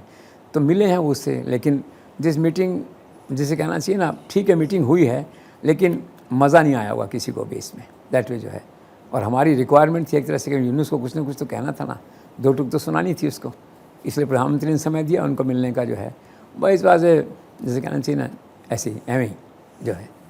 हाँ। तो फिर सर, इस मीटिंग के दौरान जो भारत में अवैध घुसपैठी है बांग्लादेश से आए हुए, उसको लेकर कोई चर्चा हुई दोनों के बीच में? हाँ, मैंने पढ़ा, डेफिनेटली हुई। नरेंद्र मोदी ने स्ट्रांगली अपनी बात को रखा कि बॉर्डर जो क्रॉस करते हैं लोग, इसको रोकना चाहिए, इफेक्टिवली नियम बना हुआ है, और इसके लिए जो एनफोर्समेंट का जो सिस्टम बना हुआ है, जो एनफोर्समेंट का मैकेनिज़्म है, उसको स्ट्रांगली इंप्लीमेंट करना चाहिए, ताकि सिक्योरिटी और स्टेबिलिटी यानी इस रीजन की, इस बॉर्डर की बनी रहे। तो आई एम श्योर कि ये बात तो पूरे तौर पर नरेंद्र मोदी ने पुख्ता ढंग से कही है उनको, वहाँ पे मैंने पढ़ा है ये, और निश्चित तौर पे यूनुस ने भी ये आश्वासन दिया होगा। अब देखने की बात है कि नरेंद्र मोदी की सलाह का उन पर कितना असर होता है, लेकिन उसके साथ साथ में क्या, Indian government is also very alert, home ministry is very alert to check this infiltration जो है। लेकिन ये तय है कि प्रधानमंत्री ने इस मुद्दे को उनके साथ उठाया। सर, क्या भारत शेख हसीना का प्रत्यर्पण कर उन्हें वापस बांग्लादेश लौटाने पर सहमत होगा? लगता नहीं मुझे ऐसा। और इस बैठक में, इस मीटिंग जो हुई है थाईलैंड में दोनों के बीच, इसमें कोई चर्चा हुई इस बारे में, अधिकृत जानकारी इस बारे में नहीं है, लेकिन अनौपचारिक लोगों का कहना है कुछ हल्की फुल्की बातचीत शायद हुई है। बातचीत हुई है या नहीं हुई है, लेकिन नरेंद्र मोदी का स्टैंड बिल्कुल क्लियर है। उन्होंने कहा हमारी दोस्ती, हमारे पैक्ट, हमारी अंडरस्टैंडिंग बांग्लादेश सरकार के साथ है, ठीक है, किसी व्यक्ति विशेष या राजनीतिक दल के साथ नहीं है। हमारी दोस्ती, हमारे सारे पैक्ट जो हैं वो गवर्नमेंट के साथ हैं, गवर्नमेंट टू गवर्नमेंट है। ऐसा नहीं है कि हसीना चली गई तो वो पैक्ट ख़त्म हो गया, इसका मतलब ये कहने का। तो मुझे लगता नहीं, अभी जो हालात हैं, यूनुस का जो कंडक्ट है, जो आचरण है, उसको देखते हुए भारत उसकी किसी मांग पर विचार करने को तैयार हो, ऐसा लगता नहीं है। सर, बांग्लादेश ने एक तरफ कोलकाता के पास पोर्ट बनाने और साथ साथ दूसरी तरफ चिकन नेक के पास एयरबेस बनाने के लिए चीनी कंपनियों को न्योता दिया है। इन गंभीर घटनाओं को आप किस तरह से देख रहे हैं? वाकई दोनों घटनाएं बहुत गंभीर हैं। It is a serious threat to the security of the nation, to the security of India, जिसे कहना चाहिए। बांग्लादेश का दुस्साहस है। आप देखिए, पहले तो वो जो आप बता रहे हैं वहाँ पे जो है वो जगह केवल 200 किलोमीटर दूर है कलकत्ता से ऑलमोस्ट जो है। वहाँ पे चाइनीज़ प्रेजेंस हो गई एक तरह से। $400 मिलियन उस प्रोजेक्ट पे, उस पोर्ट को डेवलप करने में, मोंगला जो पोर्ट है उसको डेवलप करने में चाइना लगा रहा है। तो बांग्लादेश ने उसको डेवलप करने की जिम्मेदारी पूरी उनको दे दी है। इसका मतलब यह है कि उनकी एंट्री हो गई वहाँ। वो तो आके बैठ गए हैं कलकत्ता से 200 किलोमीटर दूर। तो बंगाल की पूरी खाड़ी पे नज़र रखेंगे वहाँ बैठ के। इसी तरह से पाकिस्तान का है, तो एक पोर्ट जो है उसी में एक उनको इजाज़त दे दी है एक आर्मी बेस बनाने के लिए। देखिए, तो कलकत्ता से 120 किलोमीटर दूर जो है पाकिस्तान का आर्मी बेस है, बाई प्रॉक्सी चाइना का आर्मी बेस है। और जो लोग हैं एयरफोर्स की ट्रेनिंग के लिए बांग्ला के, वो पाकिस्तान गए हुए हैं। तो दोनों डेवलपमेंट बहुत सीरियस हैं। और आज की स्थिति में अगर सबसे सीरियस थ्रेट कोई है इंडिया को, वैसे तो थ्रेट दूर से दिखती थी, अब जो क्लोज से थ्रेट दिखती है, तो इन्हीं दो जो फैक्टर आपने बताए हैं दोनों, इनके कारण से वो थ्रेट जो है जो बांग्लादेश और चाइना दोनों से एक साथ हो गई है। सर, क्या यूनूस के आश्वासनों पर भारत रिलाई कर सकता है, भरोसा कर सकता है? I don't think so. India feels because now they are ungrateful and unreliable जैसे है। और जहाँ तक सरकार की एक अपनी पॉलिसी का सवाल है, तो विदेश मंत्री का एक स्टैंडिंग वो है कि in all such cases let's see, जिसे कहते हैं वेट एंड वॉच। तो पॉलिसी चाइना और बांग्लादेश दोनों के बारे में एक ही है, लेकिन भरोसा करने जैसी कोई बात नहीं है अभी जो है। और सर, यूनूस के चीन को भारत के खिलाफ खड़ा करने के गेम प्लान का क्या चीन भी हिस्सा बनेगा? मुश्किल है। China is smart, is not, जिसे कहना चाहिए अनाड़ी लाइक यूनुस। खुद के पास में कॉन्स्टिट्यूशनल अथॉरिटी है नहीं, खुद चुनाव लड़ा नहीं, लोकतांत्रिक प्रधानमंत्री आप हैं नहीं, एक आंदोलन हुआ, आपने सत्ता हथिया ली, आप आके बैठ गए, आपका भविष्य निश्चित है। न जाने आर्मी कब पलट दे, वो छात्र जो लड़ रहे हैं कब पलट दें, न जाने अमेरिका कू करके कभी आपको पलट दे। अथॉरिटी नहीं। चाइना स्मार्ट है, वो जानता है कि एक व्यक्ति इसका खुद का पता नहीं है भविष्य, उसके कारण से मैं भारत से पंगा ले लूँ, अमेरिका से पंगा ले लूँ। तो ट्राई तो बहुत कर रहे हैं Yunus, trying to play smart, जो गए थे चाइना विजिट पे जो है। But I don't think China is smart country, will not come, इनकी बातों में नहीं आएगा। सर, इस यात्रा में प्रधानमंत्री नरेंद्र मोदी ने नेपाल के प्रधानमंत्री ओली से भी मुलाकात की। क्या बातचीत हुई दोनों के बीच? बातचीत का ब्यौरा तो नहीं मिला, लेकिन ऐसा मेरा अनुमान है कि वहाँ जो नेपाल में सीता मैया की जन्मस्थली है जनकपुर जो है, उसको अयोध्या से कनेक्ट करने की बात चल रही है। पिछले साल जो नेपाल के प्रधानमंत्री भारत आए थे, तो नरेंद्र मोदी के साथ उनकी वार्ता हुई थी कि जनकपुर को जो है यहाँ से अयोध्या से कनेक्ट कर दिया जाए, रेल मार्ग बिछाने का काम जो है ना वो शुरू कर दिया जाए। एक सहमति बन गई थी। इससे पहले जो नरेंद्र मोदी 2018 में गए थे नेपाल, तो जनकपुर से उन्होंने अपनी यात्रा की शुरुआत की थी, और सीता माता का मंदिर है जनकपुर में, वहाँ पे भी गए थे। तो तब से ये धारणा है कि नरेंद्र मोदी इस काम को एक दिन करके रहेंगे, फिर उसका उद्घाटन करने भी जाएंगे, अयोध्या और जनकपुर को जोड़ेंगे, अर्थात भगवान राम और सीता मैया के दोनों स्थानों को रेल यात्रा से जोड़ेंगे, ऐसा मेरा अनुमान है। इस यात्रा में चर्चा नहीं भी हुई है, तो आने वाले दिनों में ये प्रस्ताव आगे बढ़ेगा, क्योंकि चर्चा पिछले साल इस पर हो चुकी है। सर, अभी थाईलैंड और बांग्लादेश की भी जब यात्रा हुई, तो प्रधानमंत्री नरेंद्र मोदी की कल्चरल डिप्लोमेसी देखने को मिली। पिछले कई समय से देखने को मिला एक शिफ्ट है फॉरेन पॉलिसी में, जिसमें आप कल्चरल या सांस्कृतिक रूप से कनेक्ट होते हैं दूसरे देश से। तो एक तरफ तो बायलैटरल बिजनेस की बात होती है, दूसरी तरफ कल्चर का आदान प्रदान भी होता है। क्या है सर ये पूरा मामला? इस पूरी यात्रा में बौद्ध कार्ड भी खोला गया, तो इस पूरे मसले को समझना चाहेंगे आपसे। नहीं, ठीक है, आपने कहा वो प्रोफेशनल डिप्लोमेसी अपनी जगह है, और ये एडिशनल डिप्लोमेसी है, और एक नया उन्होंने कंसेप्ट दिया है कल्चरल डिप्लोमेसी जिसे कहते हैं। इसके ह्यूमन एस्पेक्ट जो है बड़ा स्ट्रॉन्ग है। अब इस यात्रा में जो है सबसे पहले तो थाई रामायण का मंचन हुआ, और नरेंद्र मोदी ने कहा कि रामायण आज भी दोनों देशों के जो लोगों की मित्रता है उसमें महत्वपूर्ण स्थान जो है ना ये प्ले करती है। फिर उसके बाद में क्या हुआ, जो वहाँ का महाबौद्ध मंदिर है वहाँ गए, वो 1000 मूर्तियाँ वहाँ, 70 स्तूप हैं। 2015 में नरेंद्र मोदी गए थे, तभी उस मंदिर में गए थे, और उस मंदिर में जो बौद्ध पुरानी जो बोधि वृक्ष लगा हुआ है वहाँ पे, वो कहते हैं कि 3री शताब्दी में जो है जो सम्राट थे अशोक, उनकी पुत्री जो है वो पौधा वहाँ लेके गई थी, वहाँ लगाया था। तो भारत से उसका कनेक्ट जुड़ा हुआ है। तो इस तरह से बौद्ध कार्ड की बात आप कह सकते हैं, बौद्ध उन्होंने कार्ड जो है इस तरह से खेला, उस मंदिर में गए वहाँ पे। फिर पिछले साल क्या है कि भगवान बुद्ध की जो अमूल्य मूर्तियाँ थी पिछले साल ही लंका उन्होंने वहाँ पे जो है भिजवा दी थी। तो इसी तरह से जो भेंट देने की बात आती, गिफ्ट डिप्लोमेसी कहते हैं, गिफ्ट और कल्चरल डिप्लोमेसी दोनों मिले हुए आपस में, क्लोज सिस्टर्स हैं ये। तो अभी जो थे वहाँ के थाईलैंड के राजा थे, तो उनको पीतल की भगवान बुद्ध की मूर्ति वगैरह उनको दी। उनकी धर्म पत्नी को जो है बनारस की साड़ी वगैरह दी। थाईलैंड के प्रधानमंत्री तो उनको कुछ छत्तीसगढ़ की कोई गिफ्ट दी वहाँ पे। तो ये सब मिला के क्या है कि इसमें ह्यूमैनिटी एंगल फर्स्ट है, और ये छोटी छोटी बातें ना बहुत असर करती हैं डिप्लोमेसी में। तो यही नरेंद्र मोदी की कल्चरल डिप्लोमेसी है, it is working well. Sir, एक इम्पॉर्टेंट क्वेश्चन ये भी है कि 37 साल पहले राजीव गांधी ने जो शांति सेना भेजी थी उसके अनुभव कड़े रहे, लेकिन इस बार की लंका यात्रा कैसी रही? देखो, अनुभव तो कड़े थे ही उस समय, मालूम ही आपको। उसी सिलसिले में चलते हुए राजीव गांधी की हत्या हुई, तमिल महिला ने हत्या की, और कहीं न कहीं बात को जोड़ा गया उसमें कि लोग भारत के सेना भेजने के फैसले के खिलाफ थे, राजीव गांधी के सारा जो है। तो उन कड़वी यादों को धीरे धीरे अब मिटाया जा रहा है। तो नरेंद्र मोदी की यात्रा जो थी उसमें महत्वपूर्ण कदम थी। दिस यात्रा about goodwill to India and to Lanka both, जिसे कहना चाहिए। और Colombo welcomes Narendra Modi with the red carpet, आपने देखा सारा स्वागत वहाँ पे हुआ, बहुत अच्छा स्वागत हुआ सब जगह। तो उस यात्रा के जो पुराने कटु अनुभव हैं उनको एक तरह से ओवरलैप करने के लिए, उनको एक तरह से हटाने के लिए, साफ़ करने के लिए एक नए युग की शुरुआत करने की दिशा में एक बड़ा कदम थी। और ये यात्रा इस दृष्टि से जो है वो सफल हुई है, अच्छी यात्रा थी। देखिए आप, वेलकम हुआ, स्वागत हुआ सब जगह उनका जो है, और ही वॉज हैप्पी। क्या क्या समझौते हुए दोनों देशों के बीच? सबसे बड़ा समझौता तो डिफेंस का हुआ है। फिर एक समझौता हुआ है कि यूएई, भारत और वो लंका मिलके वहाँ एक एनर्जी हब बना रहे हैं, उसको डेवलप करेंगे। फिर डिजिटल में मिलके काम करेंगे, हेल्थ और फैमिली वेलफेयर मिलके काम करेंगे। कुल मिला के 7 समझौते हुए हैं। इन मुख्य समझौते मैंने आपसे कहा कि ये हैं।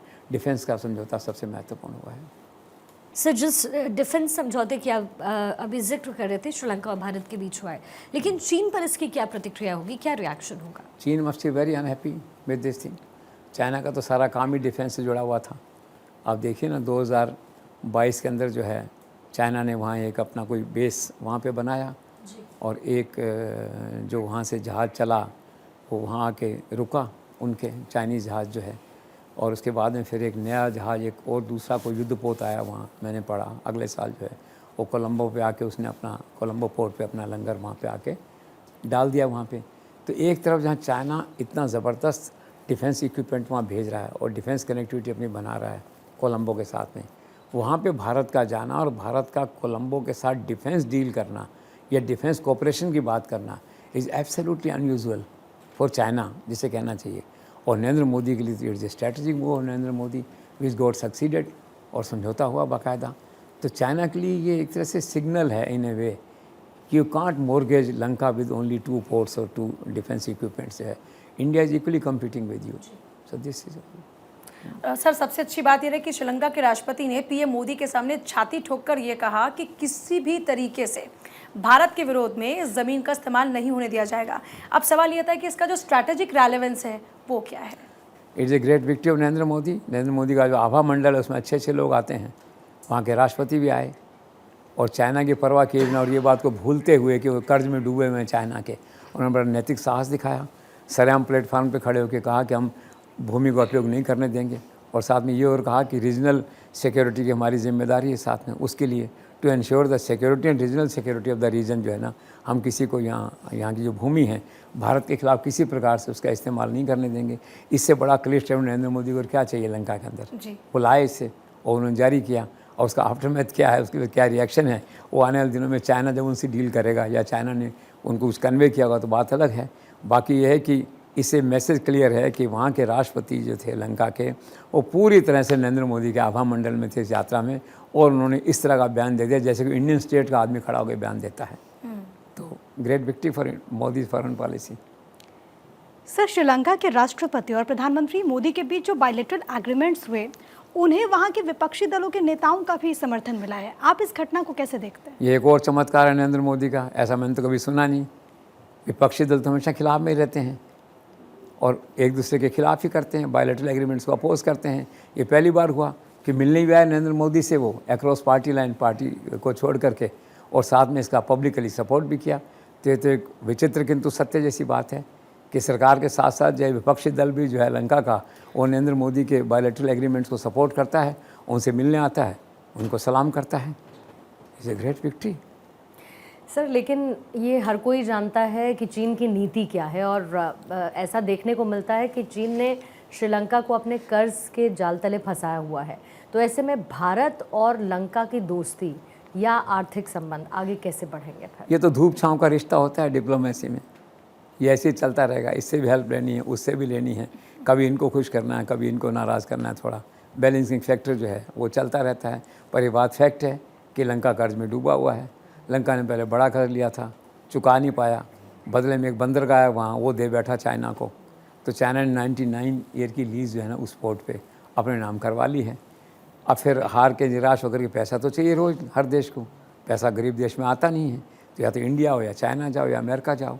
तो फिर चाइना चले गए वो राष्ट्रपति जो है, और चाइना जा कर के वहाँ पे जो है पैसा फिर मांगा। तो उन्होंने कहा ठीक है भाई। तो $7.2 बिलियन की हेल्प जो है चाइना ने फिर से प्रॉमिस की है, वो इन्वेस्टमेंट जो फिर से प्रॉमिस किया वहाँ पे कंट्री में करेंगे।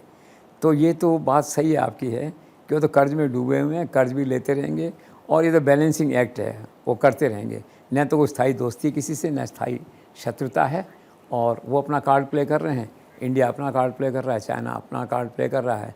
And eight the moment I think everybody is almost happy out of 3। Sir, PM Modi ने अपनी यात्रा के दौरान में 14 जो मछुआरे थे उनको भी रिहा करवाया, इस पर आप कुछ कहेंगे? वो तो गारंटी है नरेंद्र मोदी की, भारत का नागरिक मेरे नेतृत्व में सुरक्षित है। वो पहले कतर से लोगों को छुड़ा के लाए थे, असंभव था जो डेथ पेनल्टी में जाते, लाए उनको छुड़ा के। तो ये तो मामूली बात थी उनके लिए, 14 मछुआरों को छुड़ा के ले आए वहाँ से। तो खुश हैं, तमिलनाडु के लोग खुश हैं, चुनाव आ रहा है, नरेंद्र मोदी की जय जयकार करेंगे मछुआरे। सर, नरेंद्र मोदी की श्रीलंका यात्रा पर मैंने एक अखबार में हेडलाइन पढ़ी, 1 दिन 2 देश 2 उद्घाटन। इसके मतलब क्या है? मतलब ये है कि पहले के बार पढ़ा होगा ना, नरेंद्र मोदी इतने घंटे में इतनी यात्रा करी। उसी सिलसिले में कि ये दूसरी खबर है। दिन तो एक ही था, तो परसों की बात हो रही है। तो लंका में 100 जब चले वहाँ से, तो लंका में 128 किलोमीटर रेलवे लाइन है जो भारत के सहयोग से बनी है जो है, तो उसका उन्होंने उद्घाटन किया। एक और सिग्नल लाइन है, उसका उन्होंने उद्घाटन किया। तो एक प्रोजेक्ट तो वहाँ उद्घाटन किया। फिर भारत में रामेश्वरम आ गए। तो 1 दिन 2 देश और 2 उद्घाटन एक तरह से, तो एक अच्छा है, गुड हेडलाइन। सर, अपनी श्रीलंका की यात्रा में प्रधानमंत्री मोदी ने क्रिकेट और क्रिकेट खिलाड़ियों में जिस तरीके की दिलचस्पी दिखाई, उससे आप कैसे देखते हैं? नहीं, ठीक है, वो यूथ से जुड़े रहना चाहते हैं, यंग क्राउड में रहना चाहते हैं।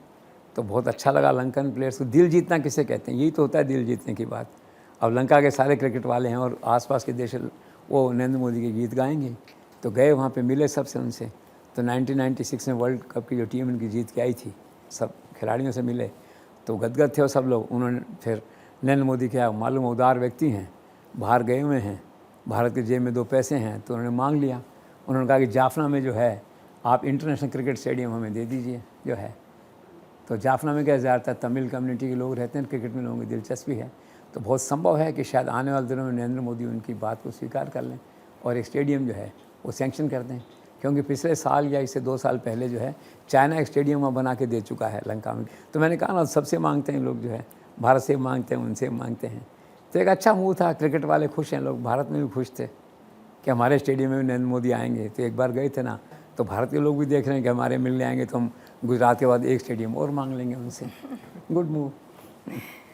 सर, म्यांमार के जुंटा प्रमुख मिरांग से पीएम मोदी की मुलाकात होती है। सवाल ये कि उनकी क्या बात हुई, और एक सवाल ये कि क्या वहाँ पर लौटेगा लोकतंत्र? ये देखो, नरेंद्र मोदी को मैंने कहा ना, अलर्ट रहते हैं। अपॉर्चुनिटी दिखी उनको वहाँ पे कि चलो इसको समझाते हैं थोड़ा कि आर्मी से शासन नहीं चलता। जब तक डेमोक्रेट नहीं होगे, लोग कोई हेल्प नहीं करेगा तुम्हारी, लंबे नहीं चल पाओगे। इसलिए जितना जल्दी हो भाई डेमोक्रेसी में आ जाओ, या तो खुद चुनाव लड़ लो या पॉलिटिकल क्लास को चुनाव लड़ने दो, लेकिन चुनाव लड़ो और चुनाव करके आओ, ऐसा लगा मुझे। और दूसरा, फिर उन्होंने अभी जो भूकंप वगैरह आए थे, सहायता ऑफर की होगी, humanity as a part of courtesy उनसे कहा होगा आर्मी जनरल को कि बताइए को मदद हो, मदद थोड़ी बहुत भेज भी देंगे यहाँ से जो है। Good move. सर, अभी हाल ही में और ख़ास तौर पे कहें तो रामनवमी के अवसर पर प्रधानमंत्री नरेंद्र मोदी ने तमिलनाडु में न्यू पम्बन ब्रिज का उद्घाटन किया। सर, आप इसकी स्ट्रेटेजिक और रिलीजियस रेलेवेंस को कैसे देखते हैं? देखो, सारा राष्ट्र आज रोमांचित है। सारा राष्ट्र की धार्मिक भावनाएं जो है ना वो उफान पे हैं। नरेंद्र मोदी को साधुवाद दे रही हैं। नरेंद्र मोदी की एक पॉलिसी है, शुरू से मैंने कहा था कि देश के सभी महत्वपूर्ण धार्मिक स्थलों को रेल, सड़क या वायु यातायात से जोड़ना, ये उस दिशा में एक बड़ा कदम था। एक बड़ी स्ट्रैटेजिक वैल्यू, हिस्टोरिकल वैल्यू है। आप देखिए उस स्थान की, और फ़र्क कितना था। पहले लोग जाते थे रामेश्वरम, यात्रा डिफ़िकल्ट थी।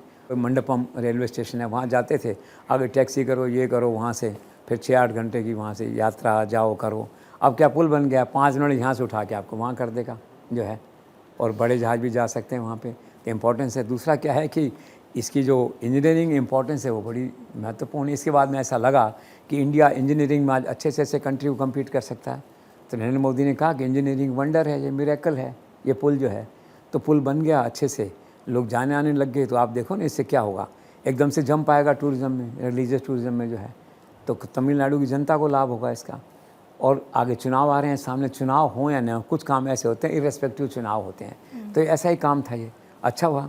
रेल मंत्री की भी किस्मत है, अश्विनी वैष्णव की, कैसे शुभ काम में उनको मौका मिला वहाँ जाने का प्रधानमंत्री के साथ, और उनकी भी सिंबॉलिक प्रेजेंस वहाँ पे रही, और पुल सब बना। और एक अच्छा क्षण है, मतलब लोगों के दिलों को छूने वाला, और धर्म की भाव को, धर्म की भावना को देश में जिसे कहते हैं आगे बढ़ाने वाला ये पल था। कि 2 किलोमीटर का था, 531 करोड़ खर्च किए हैं। देखिए आपके दिल खोल के खर्चा किया है, ताकि ऐसा पक्का काम करो, पक्का पुल बनाओ कि आगे कोई सिक्योरिटी का रिस्क किसी तरह का नहीं रहे। So is a good experiment bye railways and under the leadership of prime minister. Sir, अपने उद्घाटन भाषण के आखिर में प्रधानमंत्री नरेंद्र मोदी आखिर भावुक क्यों हो गए थे? देखो, इंसान हैं, अब बेसिकली तो क्या है ना, प्रधानमंत्री हैं लेकिन दिल और मन से, आत्मा से धर्म पुरुष हैं, आध्यात्म पुरुष हैं। धर्म कहीं दिखाई देता है तो भावनाएं जो है आंसू उनकी आंखों से टपकती है कई दफ़े इंसान के। तो उन्होंने पोस्ट डाला उस दिन, उसमें लिखा कि लंका से लौटते समय मुझे राम सेतु का दर्शन करने का सौभाग्य मिला। और यह एक ऐसा दिव्य संयोग है कि आज इसी समय जो है अयोध्या में रामलला के जो है ना, उनका जो है सूर्य तिलक हो रहा है। तो भगवान राम एक जोड़ने वाली शक्ति हैं, भगवान राम की कृपा हम पे बनी रहे। फिर ये भी कहा कि आज भारतीय जनता पार्टी का स्थापना दिवस है, और 4-4 पीढ़ियाँ, 6-6 पीढ़ियों से लोगों ने इस पार्टी की सेवा की है। लाखों कार्यकर्ताओं के परिश्रम का परिणाम है पार्टी, और इस पार्टी में काम करते हुए मैं खुद को भी, स्वयं को गौरवान्वित महसूस करता हूँ। तो भावना थी उनकी, पुल को देखा, भारतीय जनता पार्टी के इतिहास को देखा, यूनियन टेरिटरीज में भाजपा के रोल को देखा, तो इंसान भावुक होता है। और फिर एक बात और कही उन्होंने कि जो राम राज्य है, इससे मिलने वाली जो प्रेरणा है, उससे जो सुशासन है, तो राम राज्य से मिलने वाली प्रेरणा का जो सुशासन है ना, वो राष्ट्र निर्माण में महत्वपूर्ण भूमिका निभाता है। तो भगवान राम से ओतप्रोत बातें उन्होंने उस दिन वहाँ पे कही, अच्छी लगी लोगों को जिन्होंने लाइव टेलीकास्ट देखा उस दिन। सर, मैंने सुना है कि रामेश्वरम मंदिर में भगवान राम ने भी एक प्रायश्चित यज्ञ किया था, क्या आपको इस बारे में कोई जानकारी है? हाँ, मैं भी पढ़ रहा था कहीं, वेरी इंटरेस्टिंग क्वेश्चन जो है ये। तो मैंने सुना कि जब भगवान राम सीता माता को छुड़ा के लाए किए वहाँ पे जो है, तो उनके ध्यान में ये डाला गया कि भी भगवान शिव जो है रावण के वध से नाराज़ हैं। रावण ब्राह्मण था, भगवान शिव का परम भक्त था। तो भगवान राम ने उनको प्रसन्न करने के लिए वहाँ पे पूजा की, और ये कहा कि जो लोग युद्ध में मारे गए हैं, इंक्लूडिंग रावण, ठीक, उसका प्रायश्चित करता हूँ, मैं उसके लिए यज्ञ करता हूँ। तो यज्ञ के लिए क्या है, शिवलिंग की आवश्यकता होती है। तो हनुमान जी को उन्होंने लगाया कि शिवलिंग ये कैलाश पर्वत से लेके आओ। इन कथाओं को सुन के ऐसा लगता है कि वास्तव में सच रही होंगी, इतने अथेंटिक ढंग से आती है ना कथाएं जो ये। तो शिवलिंग लेने गए कैलाश पर्वत से, लेकिन क्या है कि शुभ मुहूर्त जब था उसका, तब तक वो आ नहीं पाए शिवलिंग लेकर के। तो सीता मैया ने जो ना रेत से, मिट्टी से एक शिवलिंग बना दिया। उसका एक पर्टिकुलर नाम भी जो है उस शिवलिंग का वो रखा गया, जो है रामलिंगम शिवलिंग उसका नाम रखा गया जो है। तो उससे जो है वो पूजा हुई। तो भगवान वो हनुमान जी आए तो उन्होंने देखा कि भाई काम तो हो गया यहाँ, मैं तो लेट आया हूँ, तो नाराज़ हुए। तो अब क्या, भगवान राम उन्हें नाराज़ नहीं करना चाहते थे, तो उन्होंने कहा ठीक है, आज से यहाँ पे गर्भगृह में 2 शिवलिंग रहेंगे, एक आपका और एक सीता मैया का, और पहले जो पूजा होगी वो हनुमान जी वाले शिवलिंग की होगी। तो 2 शिवलिंग जो है वहाँ पे तब से हैं, और वो पूजा वहाँ पे उस तरह से जो है वहाँ पे हो रही है। इसके साथ में एक कथा और भी है, वहाँ पे एक रामनाथन स्वामी मंदिर है वहाँ पे, उसमें अगर आप दर्शन करने जाते हैं तो उसके लिए जो है मंदिर के दर्शन करने के लिए अग्नि तीर्थम से जाना होता है आपको जो है। तो भगवान राम भी गए तो अग्नि तीर्थम से गए उन्होंने। तो वहाँ क्या है कि 22 कुंड, जल कुंड बने हुए हैं, हर एक कुंड जो है देवता, अलग देवता के नाम से है। तो वहाँ पे एक कुंड और है जो सबसे पवित्र माना जाता है। उस कुंड का जो निर्माण है, कहते हैं भगवान राम ने तीर चला करके धरती पे उसका निर्माण करवाया, जल निकला। तो आज भी जो मंदिर की पूजा है, मूर्तियों की पूजा है, वो उस कुंड के जल से की जाती है। तो ये सारी बातें उससे जुड़ी हुई हैं। तो आपका जो बेसिक प्रश्न था, इतिहास तो ये कहता है कि सत्य है कि भगवान राम ने पौराणिक शास्त्रों के अनुसार रावण के वध का प्रायश्चित को, या वो भगवान शिव को खुश करने के लिए, क्योंकि रावण का वध तो जस्टिफाइड था, बिल्कुल धर्म का ही था काम इन्हें वे जो है।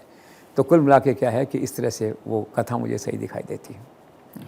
सर, पीएम मोदी जब रामेश्वर पुल का उद्घाटन कर रहे थे, उस मौके पर तमिलनाडु के सीएम स्टालिन वहां पर नजर नहीं आते हैं। आप इस घटनाक्रम को किस तरह देखते हैं sir? Is poor in taste, against etiquettes, against the sentiment of, जिसे कहते हैं कि फेडरलिज्म है और डेमोक्रेसी है, और ये उसके खिलाफ है। ये जाना चाहिए आपको, आप अपनी बात नहीं कहें, नहीं बोलें, गए नहीं, लेकिन इतना ज़रूर किया उन्होंने कि उन्होंने इसकी सूचना दे दी थी चिट्ठी लिख के कि मैं नहीं आऊँगा वहाँ पे। जाते तो अच्छा था, दक्षिण के लोग बहुत पढ़े लिखे और विद्वान होते हैं, उनसे ऐसी अपेक्षा नहीं की जाती है। अब पॉलिटिकल कारणों से नहीं गए। उनके मन ये भी है आजकल कि वो अपने आप को एक यंग एंग्री मैन के रूप में प्रोजेक्ट कर रहे हैं। चुनाव आ रहा है और नरेंद्र मोदी वर्सेस स्टालिन करना चाहते हैं, और न जाने क्यों मुझे लगता है अगर उन्होंने ऐसा किया तो इस चुनाव में सबसे बड़ी भूल ही उनकी ये होगी नरेंद्र मोदी के सामने अपने आप खड़ा करने की। मोदी से तो कौन जीत पाया है और कौन जीतेगा, लेट्स सी, वो एक डिफरेंट इशू है। लेकिन ये सही है कि उन्हें लेने नहीं गए थे, वहाँ पे सूचना दे दी थी। सर, नरेंद्र मोदी ने तमिलनाडु में स्टालिन का जो भाषा विवाद और सेंट्रल असिस्टेंस को लेकर जिस तरीके से 2 टूक जवाब दिया है, क्या स्टालिन उसका काउंटर कर पाएंगे? मुश्किल है काउंटर करना। प्रधानमंत्री की बातें तथ्यात्मक थी। उन्होंने कहा मेडिकल की एजुकेशन दे सकते हो तमिल में, तो बताओ, व्यंग था, नहीं दे सकते। और उन्होंने कहा आप लेटर रोज जो आके मिनिस्टर साइन कर रहे हैं, अंग्रेजी में क्यों साइन कर रहे हैं, तमिल में साइन करो ना, क्यों नहीं कर रहे? बात तो फैक्ट है। तीसरी बात, उन्होंने कहा सेंट्रल असिस्टेंस आप कहते हो मिलती नहीं, हमारे फंड सूख जाते हैं। तो उन्होंने कहा भाई मेरे आने के बाद में 3 गुना ज़्यादा केंद्रीय सहायता मैं आपको दे चुका हूँ। फिर उन्होंने कहा खिन्न होकर, यार कुछ लोगों को तो रोने की आदत है, तो क्या करें इसका जो है। अब नरेंद्र मोदी तो कह रहे हैं जो बात बोलते पॉपुलर हो जाती है, तो बोली तो वहाँ थी और पॉपुलर हो गई नॉर्थ इंडिया में, और नॉर्थ इंडिया में इतना पॉपुलर मुहावरा हो गया है, कुछ लोगों को रोने की आदत है। और आप देखना है फिर ये भी पकड़ लेगा, गति रानी, ये भी पॉपुलर हो जाएगा। तो इस तरह का था। तो कोई फैक्ट्स पे बेस पे तो कोई उसको स्टालिन के पास कोई जवाब नहीं है। तो नरेंद्र मोदी के सवाल का जवाब है। नए धर्मेंद्र प्रधान ने कहा था कि आपकी सहमति थी, उस समय कोई चिट्ठी निकाली थी उन्होंने, न उनके बात का जवाब उनके पास। पॉलिटिक्स है तो अकाउंटेबिलिटी तो पॉलिटिक्स में होती नहीं है, तो चलेगा। पर Modi has done his point. Sir, Tamil Nadu में स्टालिन ने डिलिमिटेशन और भाषा को लेकर के जो विवाद खड़ा किया है, क्या इसका असर 2026 में वहाँ होने वाले विधानसभा चुनाव पर पड़ता हुआ नजर आता है? देखो असर होगा कि नहीं, लेकिन उसने अपनी जो पोजीशनिंग की है स्टालिन ने, डीएमके ने, वो 3 मुद्दों पे की है। सबसे पहले तो उन्होंने डिलिमिटेशन का मुद्दा बनाया है, फिर उन्होंने भाषा का मुद्दा बनाया है, फिर उन्होंने कहा कि वो जो नीट की परीक्षा मेरे छात्र नहीं देंगे, वो इसमें नहीं होनी चाहिए। चौथा मुद्दा बनाया है तो कच्चा द्वीप आइलैंड का उन्होंने बना दिया है।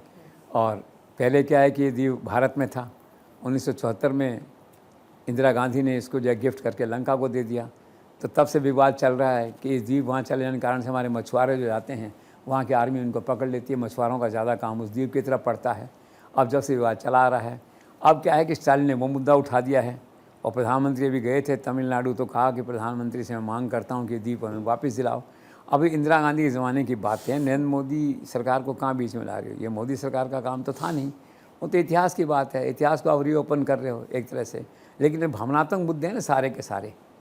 तो इस बार क्या है, स्टालिन इन भावनात्मक मुद्दों के आधार पर अपनी लड़ाई लड़ना चाहते हैं एक तरह से। तो वो अपनी पोजिशनिंग कर रहे हैं, पॉलिटिक्स है, कुल मिला के। तो एक ही नहीं, सारे मुद्दे ऐसे हैं जिनको वो लड़ेंगे, चुनाव उसके बेस पे लड़ेंगे। और चुनाव सरकार के परफॉर्मेंस पे नहीं लड़ा जाएगा कि 5 साल में डीएमके ने क्या किया। चुनाव इस पे लड़ा जाएगा काल्पनिक भावनात्मक मुद्दों पे, जैसे द्वीप को वापस ले आओ, इस तरह की बातें। Let's see. सर, स्टालिन को चुनौती देते हुए अमित शाह सक्रिय हो गए तमिलनाडु में। क्या इस बार नरेंद्र मोदी अमित शाह का मिशन तमिलनाडु कामयाब होगा? देखो, नरेंद्र मोदी की लीडरशिप और अमित शाह का ग्राउंड पे काम, it can bring any miracle in the country and it has already bought number of miracles, आपने देखा है। अभी मैंने सुना है कि अमित शाह का पूरा ध्यान अभी तमिलनाडु पे लगा हुआ है। पिछले 20 दिनों में 3 टॉप लीडर्स तमिलनाडु के उनसे आके यहाँ पे मिल चुके हैं। उनका सारा फोकस इस बात पे है कि स्ट्रेटजी ऐसी बने कि डीएमके वर्सेस ऑल, इकट्ठा करो बाकी सबको करके। तो पहला कदम वो उठा रहे हैं कि एआईडीएमके से जो है ना उनका गठबंधन हो जाए। तो पहला कदम था अन्नामलाई, जो विरोध करते थे उसको वहाँ से हटाया, ताकि पार्टी में जो विभाजन या ऐसा पार्टी एकजुट हो जाए इस बात पे लेके। और इसके लिए क्या है कि अब वो पूरा प्रयास कर रहे हैं। तो मैंने सुना है कि वहाँ के बहुत पुराने नेता होंगे इसमें, 80-85 साल के मेरे ख्याल से प्रभावशाली नेता हैं। तो अमित शाह उनकी सेवाओं को काम में ले सकते हैं इस तरह से कि शिंदे मॉडल जो है यहाँ पे भी इम्प्लीमेंट हो सकता है। अर्थात कहने का तात्पर्य ये है, एआईडीएम के 2 टुकड़े भी हो सकते हैं, आप उससे इनकार नहीं कर सकते। उस टुकड़े का नेतृत्व जो है ना, ये व्यक्ति जो बताया सीनियर मोस्ट पॉलिटिशियन, जो आदित्य बता रही है कि 3 दिन पहले मिल लिए हैं, आकर के उनसे कर रहे हैं। तो सवाल ये है कि अमित शाह हर वो प्रयास कर रहे हैं, एक एक ईंट को जोड़ के जैसे मकान बनाते हैं ना, तो तमिलनाडु उनको जीतना है किसी तरह से।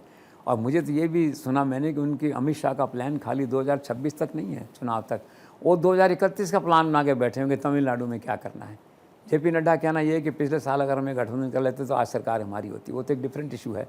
लेकिन अमित शाह की तैयारियाँ इस तरह की हैं। तो आने वाला चुनाव जो है 2026 का तमिलनाडु का, वाकई बहुत दिलचस्प होगा। देखना होगा कि अमित शाह की जो साम दाम दंड भेद की नीति है, राजनीति में जो चलती है, वो क्या परिणाम लाती है।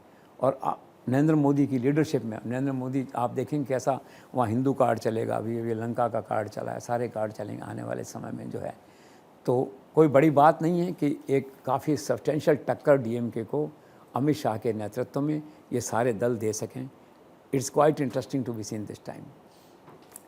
सर, पिछले दिनों अपनी अमेरिका और फ्रांस की यात्रा से लौटने के बाद पीएम मोदी ने जिक्र किया कि भारत एक नई आर्थिक क्रांति के द्वार पर इस वक्त खड़ा हुआ है।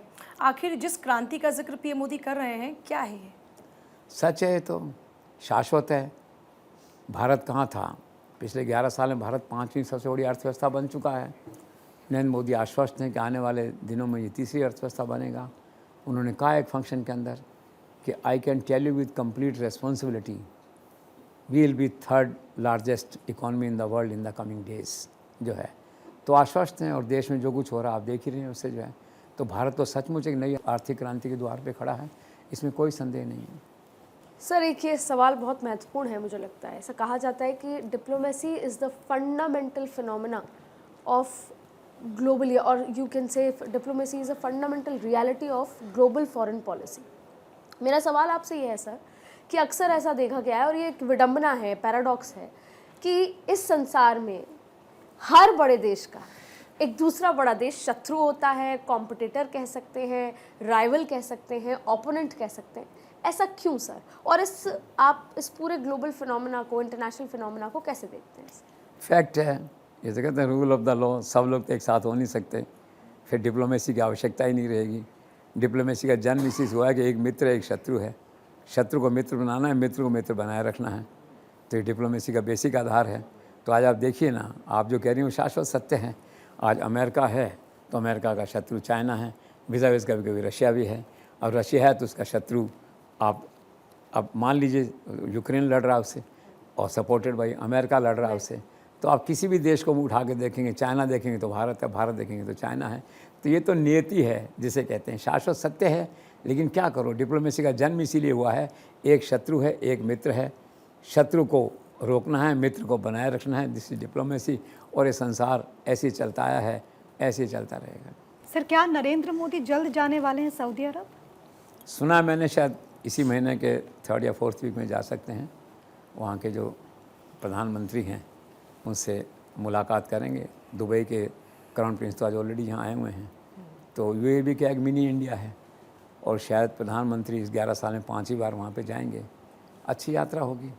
मिनी इंडिया भी। और आश्चर्य की बात यह है, मुस्लिम राष्ट्रों में मोदी इतने लोकप्रिय कैसे हैं, लेकिन सत्य है, आप देखना जब यात्रा होगी तो कैसा स्वागत होता है वहाँ। इसलिए नहीं कि इंडियन कम्युनिटी के लोग ज़्यादा हैं, बस कुछ नेचुरल है ऐसा। वहाँ के जो हैं मुस्लिम शासक हैं मिल के कैसे गले मिलते हैं ज़ोर से, आप देखते हैं उनको, तो तैयार ही एक और अच्छा दृश्य देखने के लिए नरेंद्र मोदी जाने वाले हैं सऊदी अरबिया। पर सर, थाईलैंड और श्रीलंका की जो पीएम मोदी की यात्रा रही, इससे विदेशी मीडिया में किस तरह का रिस्पांस मिला? अच्छा था। ज़्यादातर तो अल जज़ीरा ने कवर किया और सबने 2 ही बातें कही मुख्यतः। उनका एक तो चाइना को न्यूट्रलाइज़ करने के लिए, चाइना के प्रभाव को रोकने के लिए यात्रा थी ये बेसिकली, और दूसरा यूएई के साथ मिलके लंका में जो है एक ये बड़ा हब बना रहे हैं एनर्जी का। ये एक इंटरेस्टिंग डेवलपमेंट है। नेगेटिव स्टोरी कोई नहीं थी, तो अच्छा रेस्पॉन्स था वहाँ पे। और रही बात इंडिया की, तो इंडिया में तो गज़ब है मीडिया मैनेजमेंट का, प्राइम मिनिस्टर का जो है। आप देखिए कि लंका और इन यात्राओं में आम आदमी कोई रुचि नहीं होती, लेकिन कोई सा अखबार उठा के देख लीजिए, चाहे खासकर अंग्रेजी का अखबार उठा के देख लीजिए, सारे जो है क्या हेडलाइंस थी, क्या लीड स्टोरीज थी। ऐसा लगता था नरेंद्र मोदी अमेरिका में घूम रहे हैं या चाइना में घूम रहे हैं। वो थे लंका में, थे थाईलैंड में, लेकिन media coverage out of proportion, शानदार मीडिया कवरेज जिसे कहते हैं। मैं खुद देख के हैरान होता था, फिर मुझे ध्यान आता था कि ये होना ही था। पीएमओ में बहुत शानदार मीडिया कवरेज के लोग बैठे हुए हैं, मीडिया मैनेजमेंट के लोग बैठे हुए हैं। They are master minded the skill of public relations in international affairs, जैसे इंटरनेशनल मीडिया जिसे कहते हैं। कितने सालों बाद ऐसा हो रहा है कि भारत का प्रधानमंत्री जाता है और कोई आलोचना नहीं करता, कोई ऐसा स्पॉन्सर लेख नहीं लिखता वहाँ पे, कोई आर्टिकल नहीं करता, कोई ऐसा कार्टून नहीं छापता। सुपर जो है, इट्स ए गुड मोमेंट। अगर कोई आदमी कंस्ट्रक्टिव काम कर रहा है तो तारीफ होनी चाहिए उसकी जो है। तो यात्रा इंटरनेशनल मीडिया में बहुत अच्छे से रही, अच्छा रहा। सर, आपने तारीफ का जिक्र किया, अगर 1 मिनट में मैं प्रधानमंत्री मोदी की थाईलैंड और श्रीलंका यात्रा को आपसे सम अप करने के लिए कहूँ तो प्लीज़। ये तो बहुत बड़ी चुनौती आपने दे दी है। वो एक बार संजय श्रीवास्तव कह रहे थे कि भाई उनको ये टीचर पढ़ाता था कभी बीबीसी में, तो उसने कहा था कि if you can't tell a story in a minute then you will not be able to tell your entire life. तो मैं तो अवेल करूँगा इस अपॉर्चुनिटी को 1 मिनट में कहने के लिए। आई ट्राई टू क्वालिफाई जिसे कहते हैं। तो ये है ना कि इन दोनों देशों में चाइना के बढ़ते हुए प्रभाव को रोकना और इमीडिएट नेबरहुड को प्रोत्साहित करना, ये एक लाइन का मैसेज पर्पस इस यात्रा का था। जी। और अब से थोड़ी देर पहले आपने अपने जवाब में शत्रुओं का जिक्र किया, फंडामेंटल रियलिटी का जिक्र किया, लेकिन मुझे लगता है कि अगर कोई मित्र है तो मित्र विभूषण प्रधानमंत्री मोदी हैं और उस कैटेगरी से उनको हम बाहर रख देते हैं। लेकिन चूंकि आपने बहुत सारी बातों पर बात की, फॉरेन पॉलिसी का आपने जिक्र किया, तो सिर्फ इतना कहते हुए कि भारत की फॉरेन पॉलिसी अब रिएक्टिव ना होकर प्रोएक्टिव है, यानी कि हम सिर्फ अब जवाबी प्रतिक्रिया नहीं देते बल्कि एजेंडा सेट करते हैं। फिर चाहे वो G20 हो, चाहे ब्रिक्स हो, चाहे क्वाड हो, ग्लोबल साउथ की आवाज़ हो, या फिर बिम्स्टेक ही क्यों ना हो।